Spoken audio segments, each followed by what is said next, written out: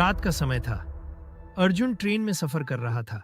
Train की खिड़की से बाहर घना जंगल और अंधेरा था। उसी ट्रेन के डिब्बे में काव्या भी सफर कर रही थी। किस्मत से काव्या और अर्जुन की सीट पास पास ही थी। अर्जुन मोबाइल में रील्स देख रहा था। काव्या की नज़र उसके फ़ोन पर पड़ी और उसे भी उन फनी रील्स में इंटरेस्ट जगा।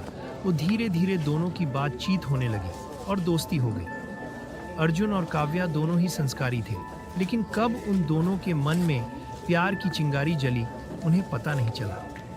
काव्या ने बातों बातों में बताया कि वो एक केमिकल फैक्ट्री में काम करती है।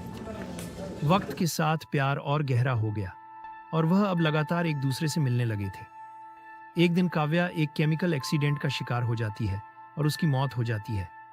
अर्जुन का दिल टूट जाता है, वह पूरी तरह से बिखर जाता है।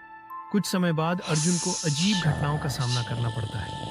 उसे काव्या की परछाई दिखने लगती है, उसका नाम सुनाई देता है और कभी कभी उसे लगता है कि काव्या उसके पास ही है। अर्जुन को यह यकीन हो जाता है कि काव्या की आत्मा वापस आ गई है।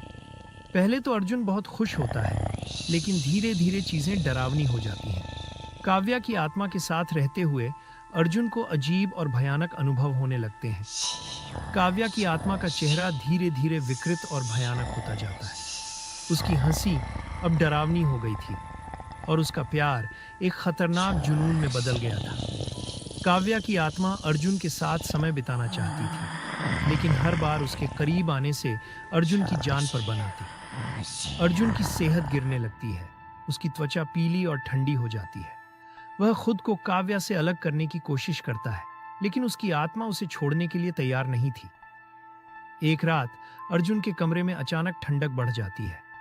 कमरे की लाइट्स जलते बुझते हैं और दीवारों पर खून के छींटे दिखाई देने लगते हैं।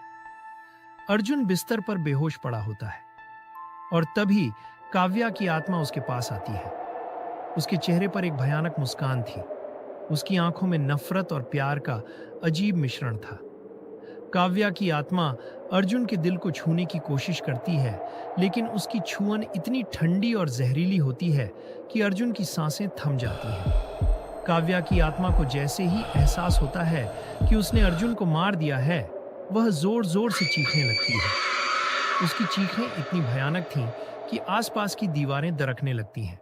अर्जुन और काव्या की आत्माएं अब एक दूसरे के साथ हैं, लेकिन एक ऐसी दुनिया में जहां उनका प्यार, दर्द और भयानक पीड़ा का रूप ले चुका है। काव्या की आत्मा अब भी अर्जुन को अपने पास रखने की कोशिश करती है, लेकिन अब वह खुद भी उस भयानक दुनिया में फंस चुकी है जहां न तो मुक्ति है, न ही शांति।